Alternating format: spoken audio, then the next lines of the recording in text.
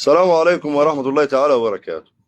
معانا خلاط هاند ميكسر اهو. بص، بايظ خالص اهو، القلب اللي جوه بايظ اهو. شوف، ميه اهو، ما بيقطعش ميه، شغال على طول اهو. وشغال اليمه البارده والسخنه قطع خالص، ومع ذلك ما بيقطعش ميه. فاحنا هنصينه، قلنا التصين بتاعه القلب بتاعه تمام زي ما وضحناه قبل كده، وقلنا ب 40 جنيه، عشان الناس اللي بتقول لك ب 100 حرام. وفي خلي بالكم، ما حدش بيقول على اسعار الحاجه الا العبد لله. عشان في ناس يقول لك الاسعار على الخاص والكلام ده، احنا ما بنبيعش حشيش. عافانا الله وعافاكم. بنيجي في المسمار اللي جوه ده، ابص عليه الاول، اشوفه الانكيل او الانكيل الانكيده، او مفك قلنا تيست زي ده بتبرده من قدام. فانا عامل حساب معايا المفك كده يمشي معايا كده ويمشي كده. ده النوع ده ب 20 جنيه اهو. ابص عليه. طبعا طبعا هو تقريبا عدل. شكله باين ان هو المسمار كده. احنا فكينا ده، دي سليمه. لو بايظه هنغيرها رخره. اليد ديت ام 50 جنيه او ام 60 جنيه على حسب حجمها وتقولها، بس دي سليمه. والمسمار اللي جوه اللي بيبقى محرق عليه اهو، اهو برضه هوريه لكم اهو. اوقعه خالص اهو. والله وقع خالص. ما علينا، هنجيبه اهو.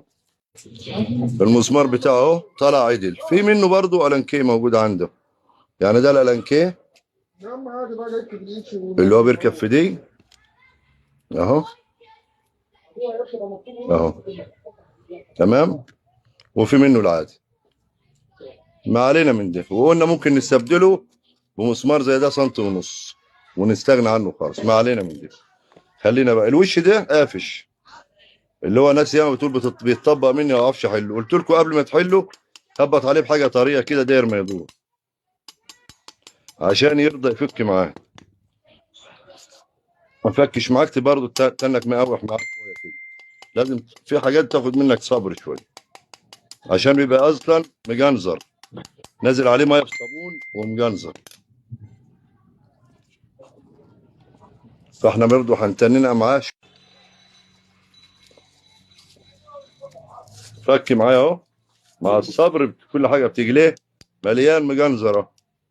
وهو مش غالي، هو ب 15 جنيه، بس احنا مش هنفك اللي تحته ده. تمام، عشان في ناس بتشتكي من الكلام ده.